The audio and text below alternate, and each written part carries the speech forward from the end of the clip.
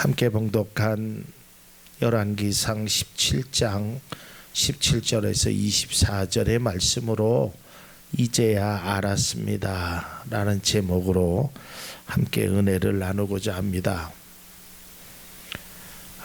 하나님께서 귀히 사용하시는 그 엘리야라는 하나님의 종을 하나님께서 지극히 사랑하셔서 그에게 이제 은혜를 베푸시는데 그 지역에 굉장히 가뭄이 심했습니다.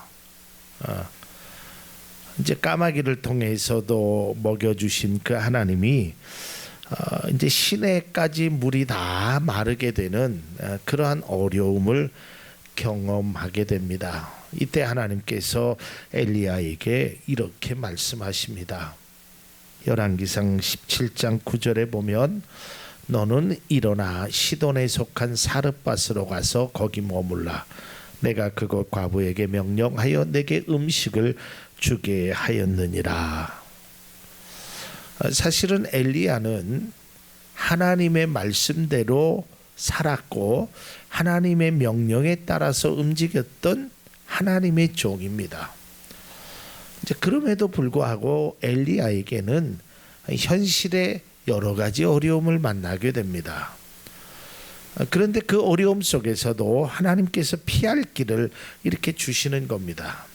그래서 이 엘리야에게 하나님께서 명령하는 겁니다. 너는 이 지역에 있지 말고 시돈에 속한 사르밧으로 가라. 그곳에 가면 내가 내게 음식을 주게 하였느니라 라고 명령을 하십니다. 이제 하나님의 말씀대로 엘리야는 사르밧에 갑니다. 그 사르밧 지역도 마찬가지로 가뭄이 대단히 심했습니다. 먹을 것이 없었습니다. 하나님의 명령대로 가서 음식을 주겠다라고 네가 가면 거기에 여인이 음식을 주겠다라고 했지만 가서 그 여인을 만나보니까 참 기가 막혔습니다. 정말 그 작은 밀가루와 그 기름 몇 방울 밖에는 그 여인에게 가진 것은 그것이 전부였습니다. 이제 그 마지막 남은 음식을 먹고 그저 이제는 세상을 끝내야겠다 했던 것이 그 여인의 형편이었습니다. 그런데 이 엘리야가 그 여인에게 처음에는 물을 달라고 합니다. 그래서 물을 뜨러 가는데 다시 불러서 물만 갖고 오지 말고 나에게 빵을 갖고 와라.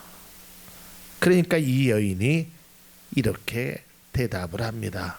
17장 12절에 그가 이르되 당신의 하나님 여호와께서 살아계심을 두고 맹세하노니 나는 떡이 없고 다만 통에 가루 한 움큼과 병에 기름 조금 뿐이라. 내가 나무가지 둘을 주워다가 나와 내 아들을 위하여 음식을 만들어 먹고 그 후에는 죽으리라. 그러니까 그거밖에 없다라는 겁니다. 아무것도 없다라는 겁니다. 근데 이 이야기를 들은 엘리야는 그 여인에게 이렇게 얘기합니다. 13절에 보면 엘리야가 그에게 이르되 두려워하지 말고 가서 내 말대로 하려니와 먼저 그것으로 나를 위하여 작은 떡 한 개를 만들어 내게로 가져오고 그 후에 너와 내 아들을 위하여 만들라.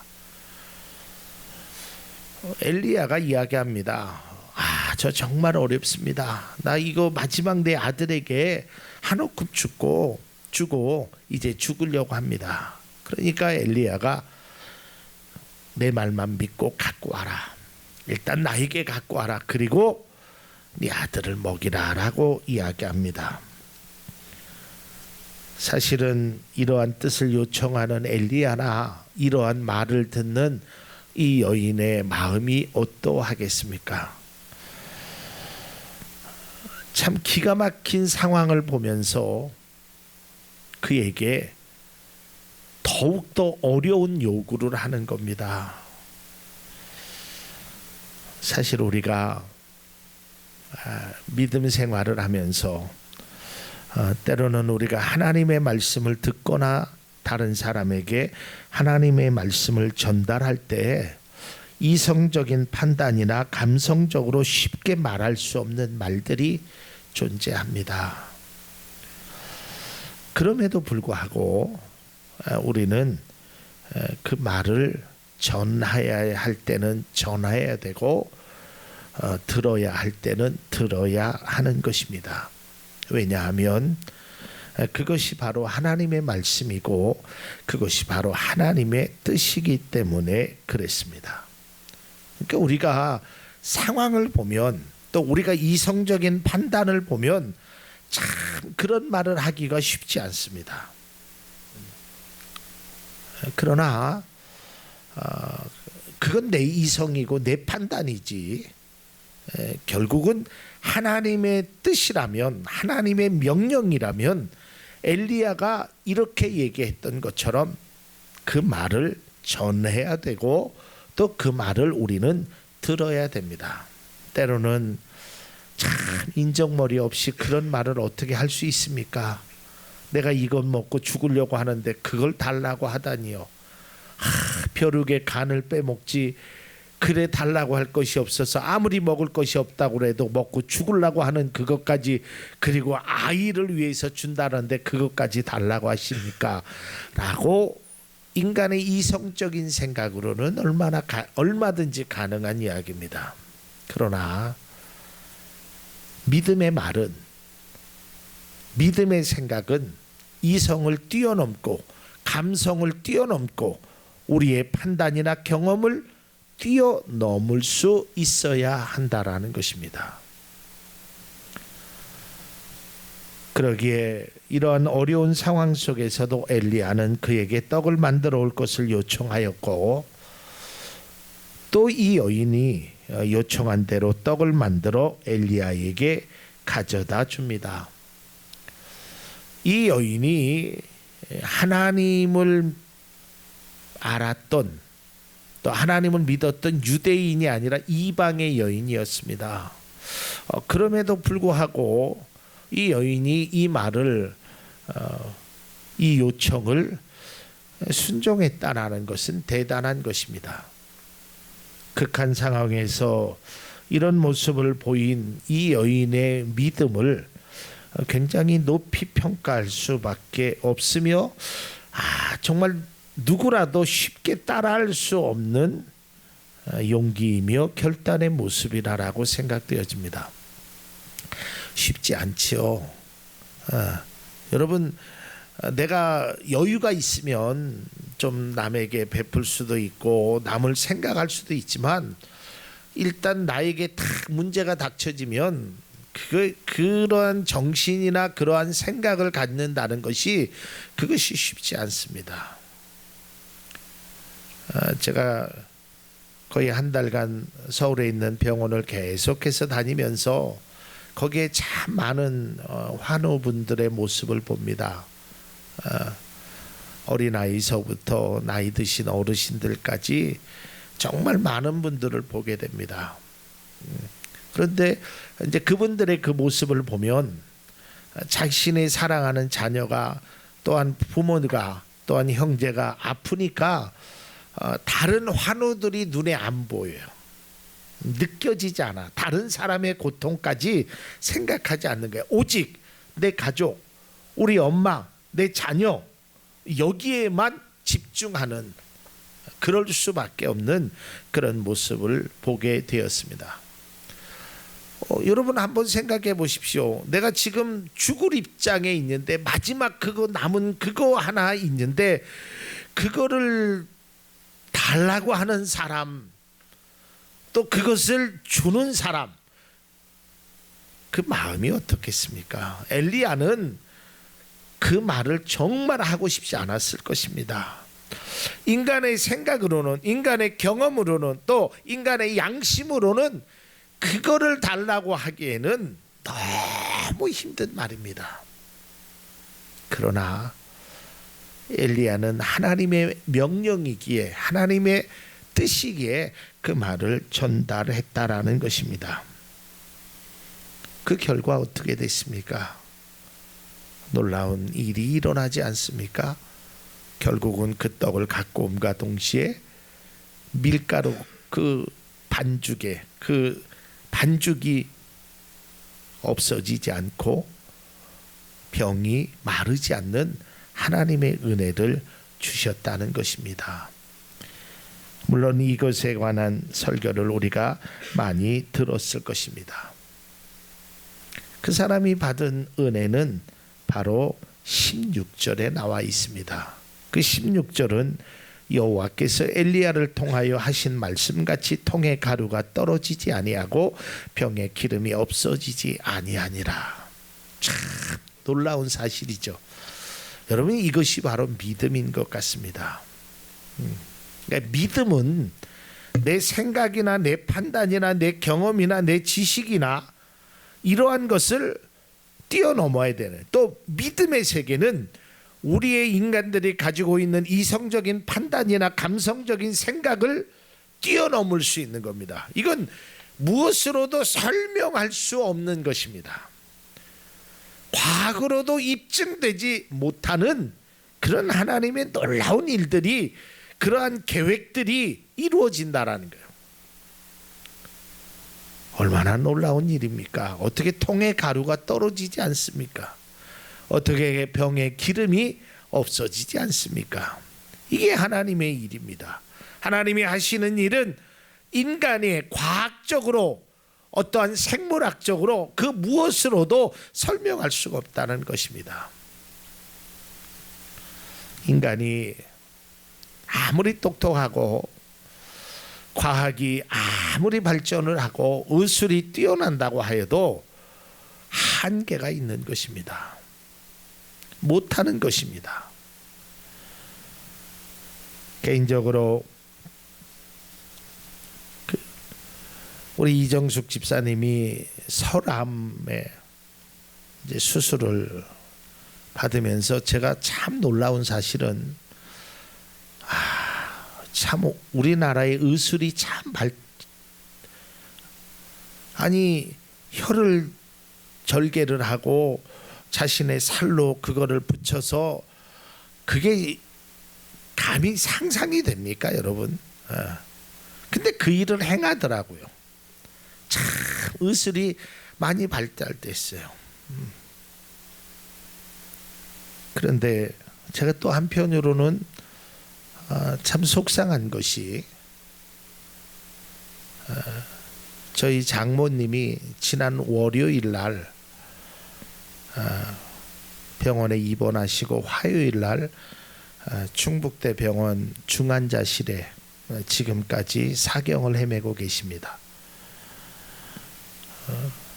근데 나는 참 한국의 의사들 그러한 실력, 그런 것이 대단하다라고 한편으로는 생각했는데, 지금 우리 장모님의 그 병명이라고 할까요? 그게 혈소판 감소로 인한 폐혈증입니다.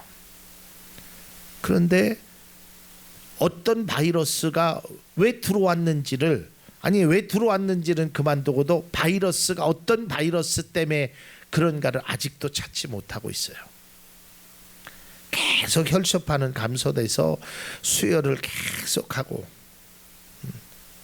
이게 인간의 한계인 것입니다. 인간이 아무리 뭐 의술이 발달하고 뭐가 한다 그래도 할 수 있는 한계는 정해져 있다는 겁니다. 그래서 제가 제 아내를 비롯하여 처가 있는 식구들, 모든 가족들이 지금은 마음을 내려놨습니다. 마음의 준비를 합니다. 이제 세상을 떠나시겠구나. 그러면서 마지막으로 하나님 앞에 그 마지막 근으로 기도하고 있습니다. 여러분, 사람이 아무리 똑똑하다고 하여도, 기술이 아무리 발달하여도 믿음의 세계는 설명할 수 없는 것입니다. 하나님의 범주는 우리가 알 수 없는 것입니다. 그러기에 믿음의 소리는 믿음으로 들어야 하는 것입니다. 그리고 믿음으로 행해야 되는 것입니다. 그 말이 때로는 쓰게 들릴 수 있습니다. 아프게 들릴 수 있습니다. 정말 하고 싶지 않을 것입니다. 여러분들이 만약에 엘리야의 입장이 되었다고 보십시다. 야, 정말 나보다도 형편없이 어려운 사람, 이제 죽으려고 마지막으로 떡 하나 만들어서 죽으려고 하는 그 사람에게 그 떡을 달라고 하는 말이 과연 할 수 있겠습니까? 그러나 해야 하는 것입니다. 그 말을 통하여, 그 말을 받아들임을 통하여 통에 가루가 떨어지지 아니하고 병에 기름이 없어지지 않는 하나님의 믿음의 선물이 그 속에 이루어졌다라는 사실입니다. 그러기에 우리는 믿음은 믿음으로 풀어야 하는 것입니다. 믿음은 믿음으로 접근해야 하는 것입니다. 이 믿음을 과학이나 상상력이나 아니면 우리가 가지고 있는 지식이나 경험으로 그것을 행해서는 아무것도 설명할 수 없게 된다라는 것입니다. 물론 여기까지는 우리가 익히 많이 들었던 내용입니다. 근데 이것으로 다 끝나면 얼마나 좋겠습니까? 해피엔딩이 되고 정말 그 사람이 어려움 속에서 복을 받아서 하나님 앞에 은혜를 받아서 진짜 다른 사람 힘들 때 먹을 것 걱정하지 아니하고 살았더라, 이렇게 끝나면 참 좋은데 17절은 이렇게 시작합니다. 이 일이 있은 후에, 다시 말해서 통에 가루가 떨어지지 아니하고 병에 기름이 없어지지 아니한 하나님의 귀한 복을 받은 후에 어떠한 일이 일어나느냐? 그렇게 사랑했던 그 아들, 갑자기 숨이 끊어지게 됩니다. 무슨 일인지 잘 모르지만 이 아들이 숨이 끊어지게 돼요. 얼마나 괴롭겠습니까? 아니, 이 조금 전만 해도 정말 밀가루가 기름이 없어지지 아니하는 하나님의 귀한 복을 자체 많이 누리기도 전에 아들이 죽어버렸어요. 큰 축복을 받았다고 본인도 생각했을 것인데, 내가 그때 엘리야라는 하나님의 사람, 하나님의 종의 말에 내가 순종하기를 잘했구나, 정말 내가 그때 그 판단이 옳았구나, 그런 기쁨과 감격을 다 누리기도 전에 아들이 죽어버렸어요. 세상을 떠나는 숨이 끊어지게 되었습니다. 그러자 은혜를 받았고 감사하고 복을 받았다고 생각했던 이 여인의 반응이 이렇게 나타나게 됩니다. 18절에 있는 말씀입니다. 그러자 그 여인은 엘리야에게 이렇게 말하였다. 하나님의 사람이신 어른께서 저와 무슨 상관이 있다고 이렇게 저에게 오셔서 저의 죄를 기억나게 하시고 제 아들을 죽게 하십니까? 이 말을 조금 더 쉽게 표현하면, 당신과 내가 무슨 원한 관계가 있어서 왜 우리 집에 와서 내 아들을 죽게 했습니까? 주일 오후 예배 때도 말씀드렸지만 그 고대 사회 속에서는 일반적인 상식으로, 사람들이 생각으로 재난이나 질병이 자신의 죄 때문이라고 많이들 생각했습니다. 그래서 내 죄를 기억나게 하시고, 그러니까 자기 죄 때문에 제 아들이 죽게 되었다라고 원망의 소리를 하는 겁니다. 물론 속상하지요. 내 사랑하는 아들이 죽었는데, 숨이 끊어졌는데 원망 또 눈물을 안 흘릴 부모가 어디 있겠습니까? 얼마 전까지만 해도 너무 행복하고 좋았는데 은혜와 기적을 체험할 때는 너무나 기뻤었는데 하나님을 위해서 무엇이라도 할 것 같은 믿음의 사람이었었는데 아들이 죽게 되자, 숨이 끊어지게 되자, 고통이 찾아오게 되자 예전에 받았던 은혜는, 기업들은 모두 사라져버리고 왜 나에게 오셔서, 당신이 내게 오셔서 이렇게 나를 고통스럽게 합니까? 본문의 내용 속에서 나중에 보면 알 수 있겠지만 그 떡과 기름이 풍성하게 그런 은혜를 받자 이 하나님의 사람 엘리야를 우리 집에 계십시오 하고 다락방에 그를 모시게 됩니다. 그랬는데 이제는 당신 때문에 내 아들이 죽었으니까 쉽게 말하면 당신이 내 집에서 나가십시오. 당신 보기도 싫습니다.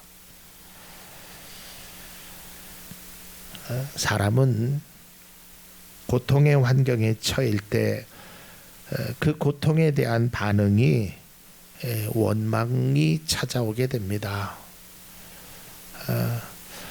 조금 일찍 발견했으면, 좀 일찍 내가 우리 어머니에게, 우리 아버지에게 이렇게 할 걸.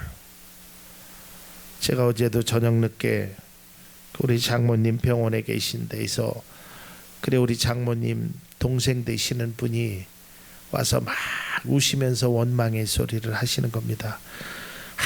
내가 언니하고 일주일만 같이 있었으면, 자기 자신을 원망하는 겁니다.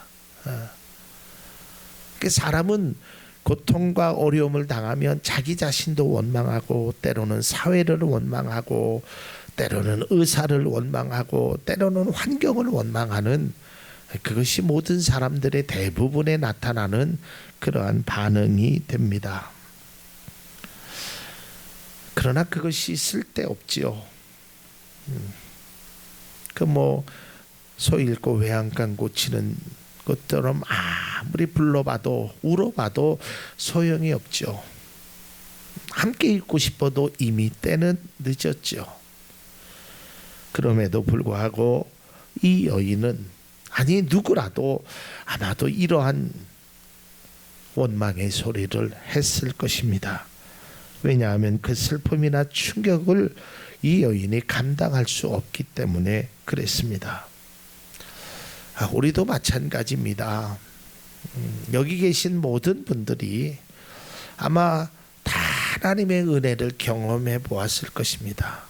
하나님의 은혜를 경험하지 않은 분은 없을 것입니다. 이런 은혜, 저런 은혜, 그런 하나님의 은혜를 경험하다가도 때로는 아픔의 문제, 고통의 문제, 또한 감당할 수 없는 무거운 짐이 있게 되면 그 하나님의 은혜를 다시 한번 생각하기보다는 현실의 그 어려움과 아픔과 눈물의 그 순간 속에서 원망 아닌 원망을 하고 있습니다. 이것이 아마 우리들의 모습이 될 것입니다. 이 이야기를 들은 엘리야는 얼마나 난처했겠습니까? 아마 엘리야 또한 이렇게 생각할 수 있을 겁니다. 아니 하나님, 왜 나를 이 가정에 보내주셔서 아니 그냥 가만히 있게 놔두시지, 나는 하나님의 말씀대로 이 가정에 오라고 해서 했는데 이 가정에 왜 이런 어려움이 있습니까?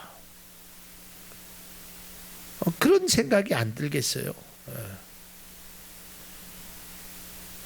저도 목회를 하면서 여러 가지 일들을 경험하면서 때로는 마음속에 하나님 앞에 기도하면서, 하나님, 제가 뭘 잘못했습니까? 라는 기도를 드린 적이 몇 번 있었습니다. 마치 그분의 아픔이, 그분의 고통이 이 목사가 잘못해서 그런 것처럼 스스로가, 누가 말은 하지 않아도 스스로가 하나님, 제가 기도가 부족해서 그렇습니까? 제가 하나님 앞에 뭐가 부족해서 그렇습니까? 왜 우리 성도님이 왜 저분의 그런 아픔을 경험해야 합니까? 라는 기도를 드린 적이 있습니다. 엘리야도 난처했겠지요. 하나님의 말씀대로 이 사렙밭에 와서 하나님의 말씀대로 정말 모진 말을 할 수밖에 없었고, 그 모진 말을 통하여 그가 복을 받아서 이것이 하나님의 뜻이구나라고 생각한 그 얼마 되지 않은 순간에 또다시 문제를 당하게 된 것입니다. 하나님의 말씀대로 이 가정이 축복받기를 원했는데 축복의 맛을 마음껏 누리기도 못한 채 아들이 세상을 떠나는 슬픔이 찾아오게 됩니다. 그러자 엘리야는 그가 늘 했던 대로 믿음의 하나님의 귀한 선지자로 그 아이를 놓고 기도합니다. 근데 그 기도의 내용이 아주 절규의 내용입니다. 20절에 있는 말씀입니다. 주님께 부르짖었다. 주 나의 하나님, 어찌하여 내가 머물고 있는 이 집의 과부에게 이렇게 재앙을 내리시어 그 아들을 죽게 하십니까? 이게 얼마나 고통스러움의 기도입니까? 하나님, 무슨 일 때문에 이 아이를 죽게 하십니까? 엘리야의 간절한 기도, 또 그 기도를 통하여 하나님이 주신 특별하신 은혜가 그 아이에게 일어납니다. 그래서 우리가 읽었지만 엘리야가 그렇게 기도하죠. 하나님, 혼을 이 아이의 몸으로 다시 돌아오게 해주십시오. 결국은 이 아이가 살아나게 됩니다. 그 광경 속에서 울부짖었던, 원망했던 이 어머니가 이렇게 고백을 합니다. 24절에 있는 말씀입니다. 그 여인이 엘리야에게 말하였다. 이제야 저는 어른이 바로 하나님의 사람이시라는 것. 다시 말해서 여기서 어른은 엘리야를 말합니다. 또 어른이 하시는 말씀은 참으로 주님의 말씀이라는 것을 알았습니다. 이제 알았다는 겁니다.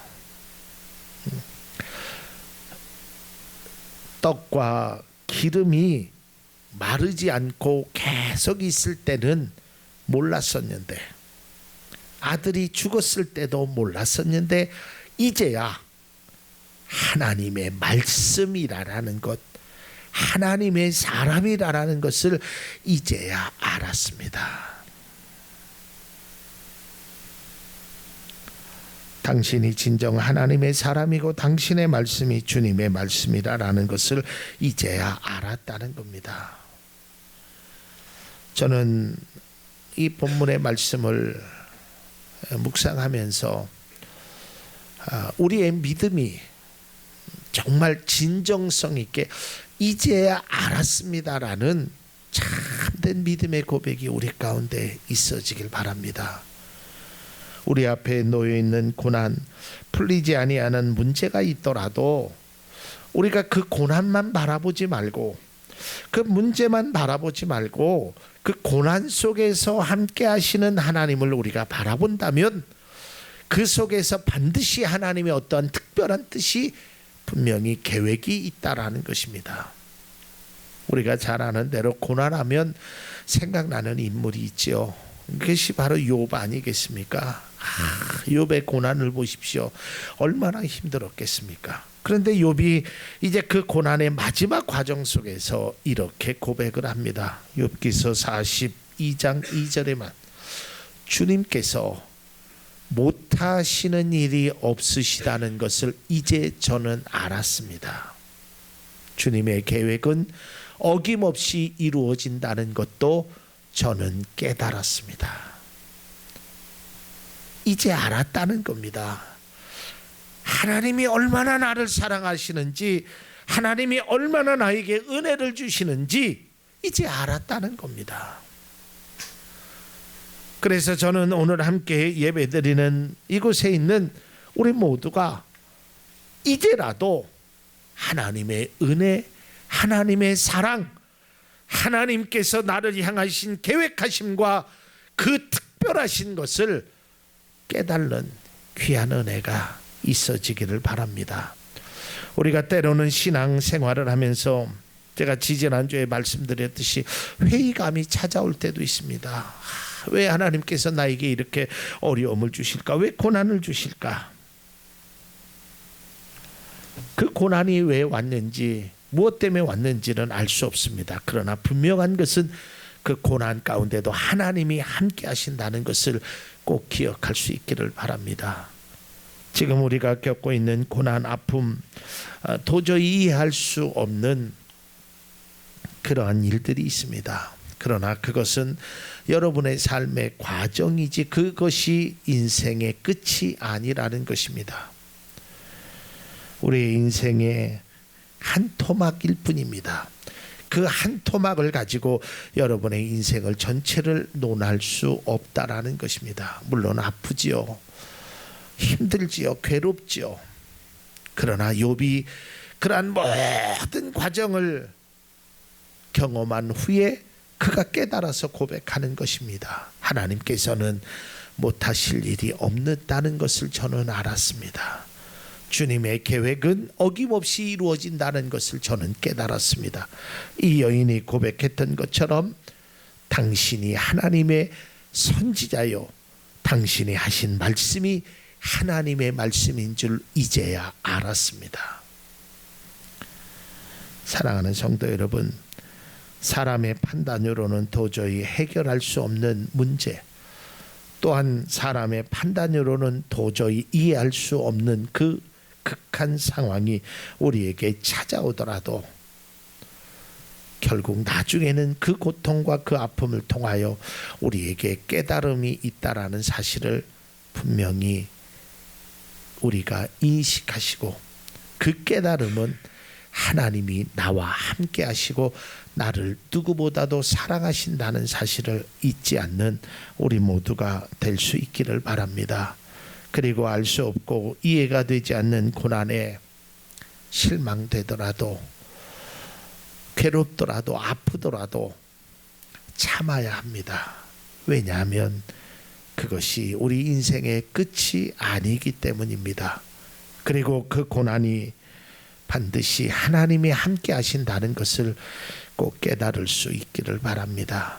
그리고 지금은 알 수 없으나 그 고난과 아픔과 그 과정을 통해서 반드시 하나님께서 우리를 향하신 특별한 계획과 섭리와 또한 귀한 은혜가 있음을 기억하고, 뿐만 아니라 하나님은 결코 우리를 광야의 과정에서 인생의 한 토막으로 주셨지 광야가 우리의 인생의 결과가 아니라는 것 또한 깨닫고, 인생의 종착역이 아니라는 것을 우리가 깨닫고, 고난의 아픔과 고난의 그 시련을 믿음으로 우리는 묵묵히 그 길을 걸어가야 될 줄로 믿습니다.